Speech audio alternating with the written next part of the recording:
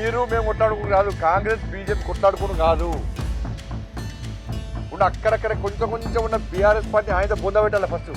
సిగ్గు మానం మొత్తం వదిలేసిన దౌర్భాగ్యపు ముఖ్యమంత్రి ఎవడన్నా. ఎందుకో ఈరోజు మమ్మల్ని ఇంత అణచివేత ప్రయత్నం చేస్తూ ఉన్నారు? మాకు రాజకీయ కార్యక్రమం ఎందుకు చేయట్లేదు? మాకు కావాల్సింది ఏంటంటే బీఆర్ఎస్ వాళ్ళు చైర్మన్ సీట్లో కూర్చోవద్దు, బీఆర్ఎస్ వాళ్ళు వైస్ చైర్మన్ సీట్లో కూర్చుంటారు. తెలంగాణలో రాజకీయాలు కొంచెం హీట్ ఎక్కి కాంగ్రెస్ వర్సెస్ బీజేపీ ఫైట్ ఒక 2-3 రోజులుగా కొంచెం పీక్స్లోకి వెళ్ళి, గతంలో ఎప్పుడు కూడా కాంగ్రెస్ పార్టీ మీద ఈ స్థాయిలో తీవ్రమైన ఆరోపణలు విమర్శలు చేయనటువంటి బీజేపీ ఇప్పుడు కంప్లీట్గా డోసు పెంచింది. కాంగ్రెస్ పార్టీ పైన విరుచుకుపడతా ఉన్నది. కంప్లీట్గా స్టేట్ నాయకత్వం కూడా కదిలింది. ఒక గందరగోళ పరిస్థితి ఇప్పుడు రెండు పార్టీల ఫైట్ అనేది కొనసాగుతూ ఉంది. సో అసలు ఈ కథ అంతా ఎందుకు జరుగుతూ ఉన్నది, దీని బ్యాక్గ్రౌండ్ ఏంటి, అసలు దీని ఫ్యూచర్ ఏ ప్లాన్ తోటి చేస్తూ ఉన్నారు? సో దీనికి సంబంధించి ఇవాళ వీడియోలో డిస్కస్ చేద్దాం. నమస్తే, నేను Prabhakar Venavanka. Welcome to PV news. ఇప్పటివరకు ఎవరైనా మన ఛానల్ని సబ్స్క్రైబ్ చేయకపోతే వెంటనే సబ్స్క్రైబ్ చేయండి. అట్లాగే వీడియోని మీ ఫ్రెండ్స్తో కూడా షేర్ చేయండి. ఇక విషయంలోకి వద్దాం. కొద్ది రోజుల క్రితం కామారెడ్డిలో ఒక గొడవ జరిగింది. బీజేపీకి చెందినటువంటి కామారెడ్డి ఎమ్మెల్యే వెంకటరమణారెడ్డి అట్లాగే షబ్బీర్ అలీ మధ్యలో సవాళ్ళ యుద్ధం నడిచింది. సో ఈ సవాళ్ళతోటి రెండు పార్టీల కార్యకర్తలు కొట్టుకునేదాకా పోయింది.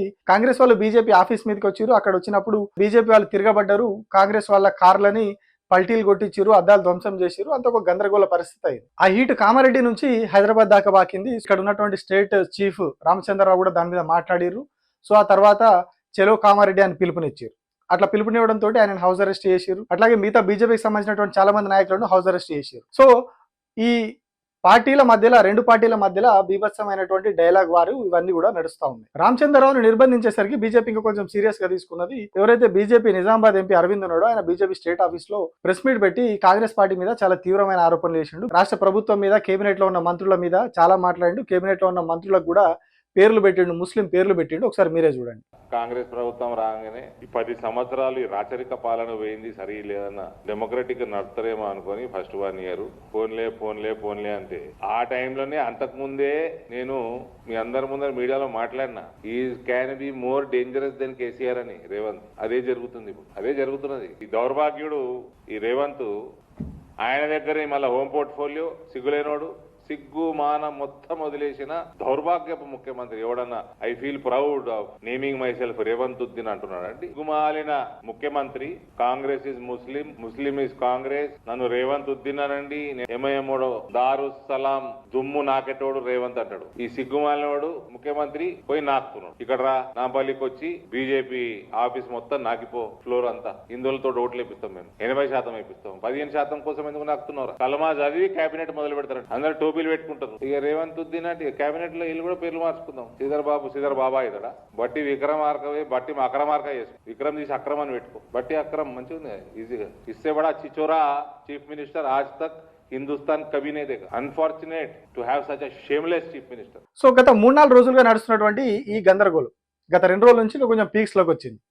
సో ఇదంతా ఈ హడావిడి, గందరగోళము, అరెస్టులు, హౌస్ అరెస్టులు, సవాళ్ళు, ప్రతి సవాళ్ళు ఇదంతా నడుస్తూ ఉంది. సో ఇంతవరకు ఓకే, రాజకీయాలు అన్నాక ఇవన్నీ ఉంటాయి. కానీ ఎందుకు సడన్ గా ఈ అంశము తెరపైకి వచ్చింది? ఎందుకు ఈ స్థాయిలో ఒకరికొకరు సవాళ్ళు విసురుకుంటా ఉన్నారు? ఈ స్థాయిలో ఉద్రిక్తతలకు కారణమైంది అంటే కొంచెం ఆలోచిస్తే దీని వెనకాల చాలా అంశాలు ఉన్నాయనే విషయం బయటపడతా ఉన్నది. ఇటు బీజేపీకి సంబంధించి కావచ్చు, అటు కాంగ్రెస్ సంబంధించి కావచ్చు, అట్లాగే బీఆర్ఎస్ పార్టీకి సంబంధించినటువంటి చాలా అంశాలు ఇందులో ఇమిడి ఉన్నాయని చెప్పి ఒకసారి మనం కొంచెం లోతుగా వెళ్తే అర్థమవుతుంది. సో అవేంటో ఇప్పుడు చూద్దాం. మొన్నటి మున్సిపల్ ఎన్నికల్లో బీజేపీకి చాలా తక్కువ ఓట్లు వచ్చినాయి. బీజేపీ 3వ స్థానంలో నిలిచింది. 300కు పైగా వార్డులేమో గెలుచుకున్నది. ఓవరాల్ గా ఓట్ పర్సెంట్ పరంగా చూసుకున్నా కూడా 3వ ప్లేస్ లో ఉన్నది. కేవలం 16% దగ్గరే ఉన్నది. 3వ ప్లేస్ లో బీజేపీ ఉండిపోయింది. బీఆర్ఎస్ మాత్రం గత ప్రతిపక్షం ఎట్లా అయితే తక్కువ అప్పుడు సీట్లు తెచ్చుకుందో దాన్ని అధిగమించి ఇప్పుడు ప్రతిపక్షంలో ఉన్నప్పటికీ కూడా బెటర్ పర్ఫార్మెన్స్ చూపించింది. సో అప్పటికిప్పటికీ చాలా ఓట్ల పర్సెంట్ అనేది వీళ్ళకి 29% వచ్చింది. సో ఇక్కడ ఒకటి జస్టిఫికేషన్ అయింది.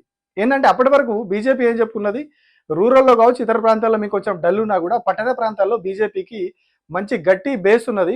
పట్టణ ప్రాంతాల్లో ఎక్కడికి వెళ్ళినా కూడా బీజేపీకి ఉన్నంత బేస్ ఏ పార్టీ కూడా లేదు. ఈ మున్సిపల్ ఎన్నికల్లో బీజేపీ అనేది ఒక హిస్టరీ క్రియేట్ చేస్తుందని చెప్పి బీజేపీ నాయకులంతా కూడా చెప్పుకున్నారు.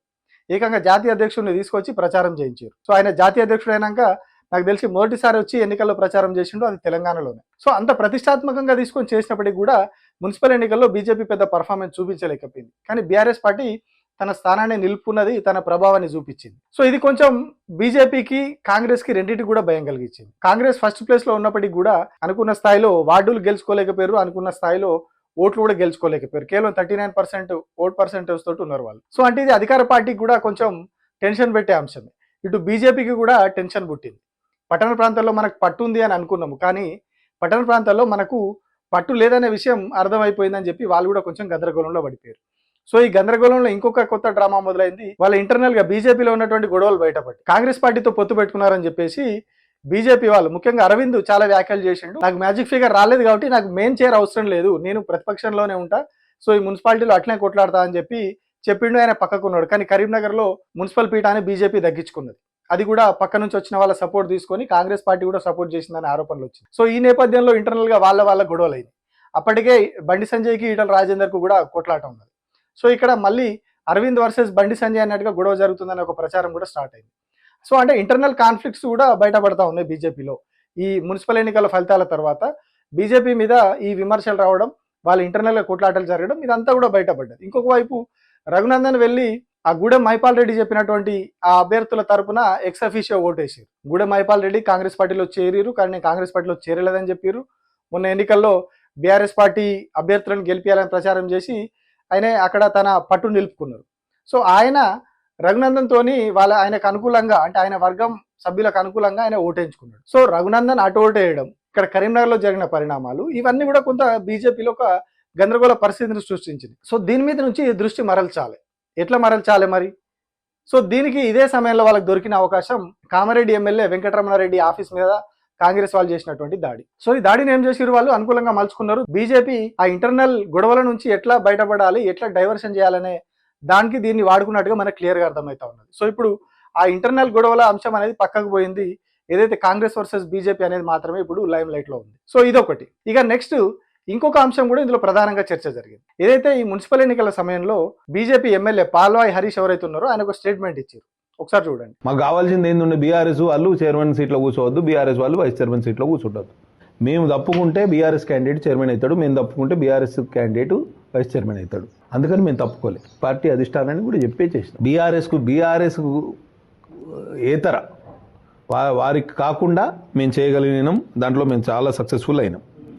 కాంగ్రెస్ బీజేపీ లోపాయకారి అని కొంతమంది నాయకులు అవాకులు చెవాకులు పేరుతారు. లోపాయకారి కాదు, ఇక్కడ అండర్స్టాండింగ్లో పోయినాం. ఆయన క్లియర్గా చెప్తా ఉన్నాడు, బీఆర్ఎస్ పార్టీ గెలవద్దు, బీఆర్ఎస్ పార్టీకి రావద్దు అని చెప్పి మేము కాంగ్రెస్ పార్టీ తోటి కలిసినాము, కాంగ్రెస్ పార్టీ మద్దతుతోటి మేము ఆ మున్సిపల్ పీఠాన్ని దక్కించుకోవాలని ప్రయత్నాలు చేసినాము అని చెప్పి క్లియర్గా బీజేపీ ఎమ్మెల్యే పాల్వాయి హరీష్ చెప్పాడు. అంటే ఇక్కడ మనం ఏమర్థం చేసుకోవాలి, రెండు జాతీయ పార్టీలు మాత్రమే నిలబడాలి, ప్రాంతీయ పార్టీకి ఇక్కడ చోటు ఉండదు, ప్రాంతీయ పార్టీ నిలబడద్దు. మన గతంలో కూడా చాలాసార్లు చెప్పుకున్నాం, రాష్ట్రంలో జరుగుతున్నది కూడా అదే. రెండు జాతీయ పార్టీలు క్లియర్ కట్ ఎజెండాతో ఉన్నాయి. అయితే కొట్లాడకుండా మన ఇద్దరమే కొట్లాడుకోవాలి. బీఆర్ఎస్ పార్టీని బతకనియద్దు, ప్రాంతీయంగా ఉన్న పార్టీని బతకనియద్దు, ప్రాంతీయంగా ఏ పార్టీని కూడా లేవనియద్దు. మనకు సపోర్ట్గా ఉన్న ఏమైనా పార్టీలు చిన్న చితిగా ఏమైనా ఉంటే వాటిని మనం వెంబడేసుకోవాలి, కానీ బలంగా ఉన్నటువంటి ప్రాంతీయ పార్టీలను గట్టిగా తొక్కాలి అనే ఎజెండాతోటి రెండు జాతీయ పార్టీలు ఉన్నాయనే విషయం చాలా రోజులుగా, చాలా ఏళ్లుగా స్పష్టమైంది తెలంగాణలో. గత అసెంబ్లీ ఎన్నికల్లో, లోక్సభ ఎన్నికల్లో కూడా ఆ విషయం క్లియర్గా అర్థమైపోయింది. సో ఇప్పుడు కూడా మున్సిపల్ ఎన్నికల్లో కూడా అదే జరిగింది. బీఆర్ఎస్ పార్టీని, అంటే ఇక్కడ లోకల్గా ఏదైతే ప్రాంతీయ పార్టీ ఉందో దాన్ని తొక్కడానికి వీళ్ళిద్దరు కలిసిర్రు అనే విషయం పాల్వాయి హరీష్ మాటలతోటి క్లియర్గా అర్థమైపోయింది.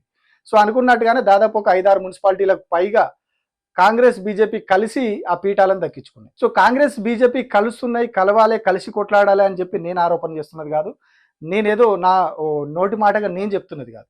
గతంలో బండి సంజయ్ చెప్పిన మాటే ఉంది, ఒకసారి వినండి. మీరు మేము కొట్లాడుకుని కాదు, కాంగ్రెస్ బీజేపీ కొట్లాడుకుని కాదు, ఉన్న అక్కడక్కడ కొంచెం ఉన్న బీఆర్ఎస్ పార్టీ ఆయన బొంద పెట్టాలి ఫస్ట్. మీరు మేము కొట్లాడుకుని కాదు, కాంగ్రెస్ బీజేపీ కొట్లాడుకుని కాదు, ఉన్న అక్కడక్కడ కొంచెం ఉన్న బీఆర్ఎస్ పార్టీ ఆయన బొంద పెట్టాలి ఫస్ట్. విన్నారు కదా, ఆయన క్లియర్గా చెప్తా ఉన్నాడు, మనం కొట్టుకోవడం కాదు, బీఆర్ఎస్ పని చేయాలి, మనం బీఆర్ఎస్ ని ఖతం చేయాలి, మనం కొట్టుకోవద్దు, కాంగ్రెస్ బీజేపీ కొట్టుకోవద్దు, బీఆర్ఎస్ ను ఖతం చేయాలి అని చెప్తున్నాడు. సో ఇక్కడ ఈ ఎజెండా కూడా సక్సెస్. మరి ఎందుకు ఇప్పుడు బీజేపీకి ఇది ఏ రకంగా ఉపయోగపడుతుంది? మున్సిపల్ ఎన్నికల్లో బీఆర్ఎస్ పర్ఫార్మెన్స్ గట్టిగా ఉన్నది, పర్ఫెక్ట్ గా చూపించింది. అప్పుడు ఏం చేయాలి మరి? బీఆర్ఎస్ పార్టీని డౌన్ చేయాలి.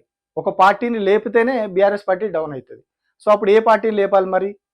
బీజేపీ ఉండనే ఉన్నది. సో ఇప్పుడు ఏం చేశారు అన్నట్టు, ఈ బీజేపీని ఈ ఇష్యూల ద్వారా, చిన్న సవాళ్ళు ప్రతి సవాళ్ళ ద్వారా దాన్ని ఇగ్నైట్ చేసిరు, అంటే అగ్గిపుల్ల గీకి అంటుపెట్టిరు. సో అట్లాంటప్పుడు ఏమైతుంది, ఫైట్ అంతా కూడా బీజేపీ వర్సెస్ కాంగ్రెస్ అన్నట్టుగా నడుస్తుంది. అప్పుడు ఏమైతుంది, బీఆర్ఎస్ అనేది కొంత పక్కకు పోయినట్టు అవుతుంది. ఇప్పటి వరకు రాష్ట్రంలో ఏం జరుగుతూ ఉంది, బీఆర్ఎస్ వర్సెస్ కాంగ్రెస్ ఫైట్ జరుగుతోంది, అధికార పక్షం వర్సెస్ ప్రధాన ప్రతిపక్షం ఫైట్ జరుగుతున్నది. కానీ ఎప్పుడు కూడా ఈ ప్రతిపక్షంలో ఉండి 8 మంది ఎమ్మెల్యేలు ఉన్నటువంటి 8 మంది ఎంపీలు ఉన్నటువంటి బీజేపీ ఎప్పుడు కూడా ఈ స్థాయిలో రాష్ట్ర ప్రభుత్వం మీద పోరాటం చేయలేదు. బీజేపీకి సంబంధించినటువంటి ఎమ్మెల్యేలు అధికార పార్టీ నిర్వహించినటువంటి సభల్లో పాల్గొన్నారు, ప్రభుత్వాన్ని పొగిడిరు, ముఖ్యమంత్రిని పొగిడిరు, కాంగ్రెస్ తో సత్సంబంధాలు కొనసాగించడం, ప్రభుత్వంతో కలిసిమెలిసి ఉండడం ఇదంతా రాష్ట్రంలో జరుగుతూ ఉంది.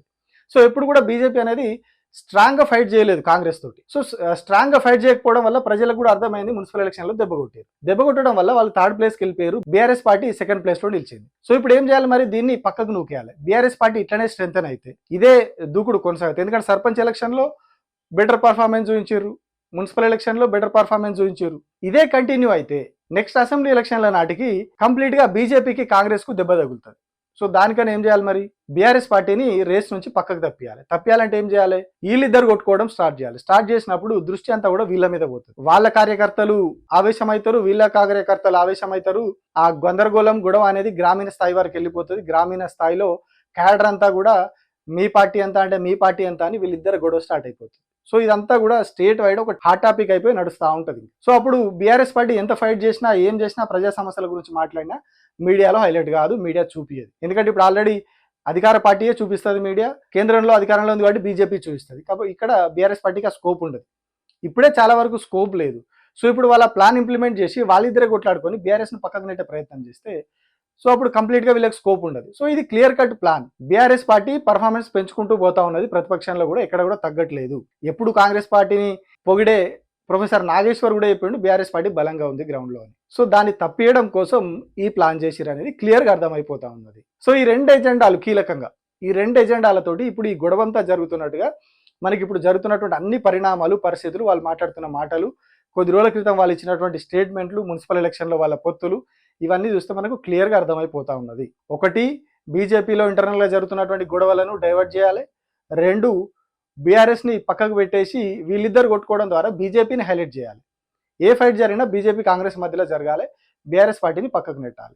సో ఈ 2 కీలక ఎజెండాలతోటే ఇప్పుడు ఈ రాష్ట్రంలో ఈ 2 పార్టీలు, ఎందుకంటే ఇన్ని రోజుల వరకు బీజేపీ సైలెంట్గా ఉంది, పెద్ద ఎక్కడ మనకు కనిపించలేదు. మున్సిపల్ ఎలక్షన్ల టైంలో కొంచెం హడావిడి చేసేది తప్పితే అంతకుముందు చాలా వరకు సైలెంట్, కీలక నాయకులు ఎవరు కూడా పెద్ద మాట్లాడినట్టు మనం చూడలేదు. సో మనం ఆల్ ఆఫ్ సడన్ వాళ్ళు లేచిరు, ఆల్ ఆఫ్ సడన్ వాళ్ళు ఎక్కడికో యుద్ధానికి బయలుదేరుతున్నారు, అంతా జరుగుతుందంటే ఆ మాత్రం అర్థం కదా ప్రజలకి. సో ఈ క్లియర్ కట్ ఈ 2 ఎజెండాలతోటి పోతా ఉన్నారు. సో ప్రజలు అర్థం చేసుకోవాలి ఈ రాజకీయాలను. ఉద్వేగాలు రెచ్చగొట్టేలాగా 2 పార్టీలు చేస్తున్నటువంటి ఈ డ్రామాని ప్రజలు గమనించాలి.